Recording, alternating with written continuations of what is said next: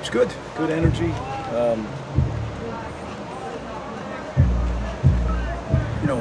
We had a nice day, right? So cloud cover and 72. I mean, these guys must be living right.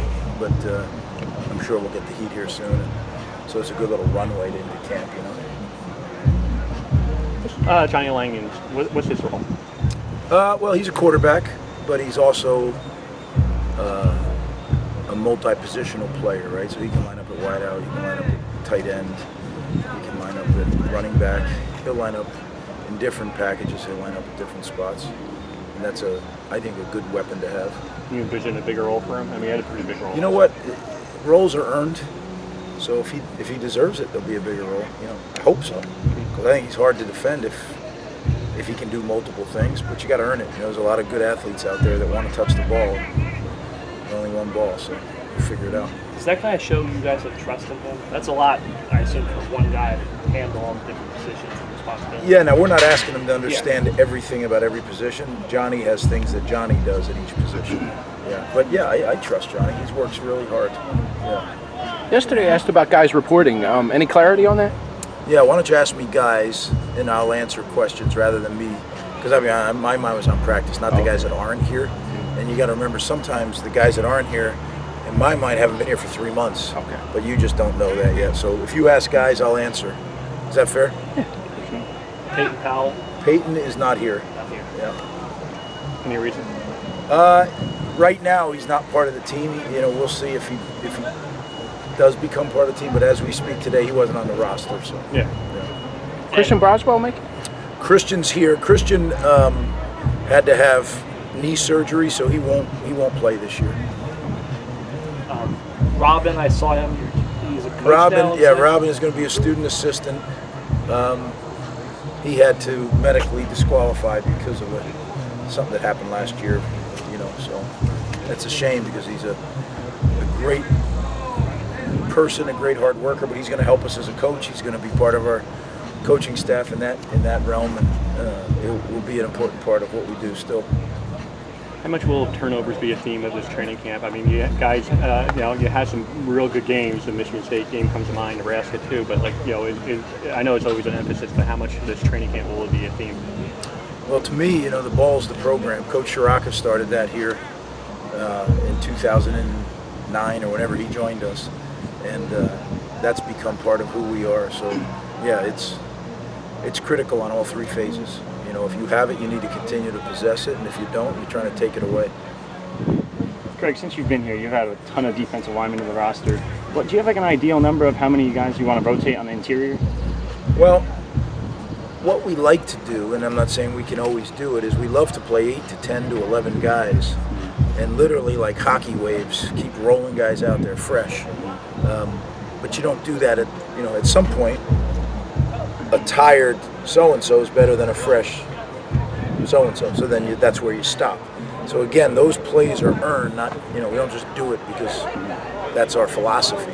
But if we have the guys to do it, that is our philosophy.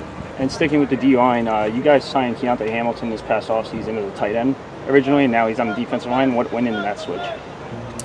I know he played just in high school. He played it, and that's where we felt he would best serve the team.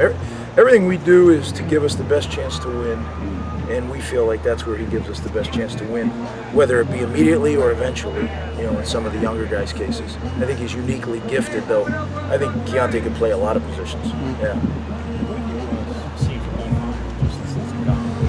Ifan has been an exciting guy. Right now he's got a little bit of a lower extremity deal that he's working through, but I think he's going to be fine. And I think he's got some explosiveness for a big, he's a 280 plus pound man, and he's got some explosiveness. Recently been him, Mayan as that spot. Yeah, right now Mayan, Jamri will get some work there. We're going to rotate some guys through, plus the young guys. I mean, we have some young, promising 3 techniques, I think, that just need to figure out what college football's about, right? We asked you before about 03 coming back. How about Tyshawn Fogg coming back? What does he bring another year? And how? Well, Tyshawn is a really physical player, right? He brings a physicality to your defense. He's a mature guy. So I mean, we're excited about that. When guys get hurt and they're out, people kind of just forget. He's played a lot of football here and made a lot of plays, a lot of tackles. So he's another addition. Again, I'd like to be able to play more than just one guy in there. You know, we have Tariq Maddox-Williams is doing a great job as well. So, you know, unless someone is that much better, I'd like to see more guys play.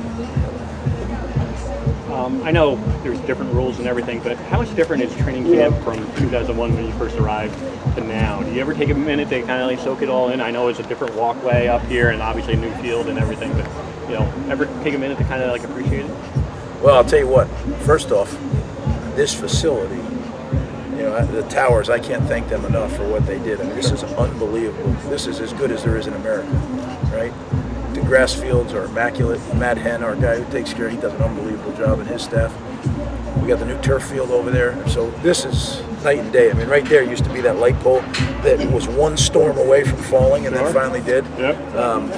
But the rules are so different, right? You used to have 2-a-days, and then you'd have a walk-through at night. Sure. And, you know, now it's one-a-days with a walk-through at night. So, but you know what? It's all good. I think the game of football is adjusting the way it needs to keep growing, right? And we got to make sure at the younger ages that we keep growing the game, because otherwise, if you don't grow it down here, it dies up here. So I think that's something that I am personally involved with, and I think most coaches, because look, I just got done telling the team, we are part of the greatest game on the planet, and look what it's done for all these people's lives that are here. Like to not respect it and treat it the way it's supposed to be treated, that would be silly. Right, so I really think that's our responsibility as coaches to teach these guys. You know, it's their job to be the ambassador for the sport.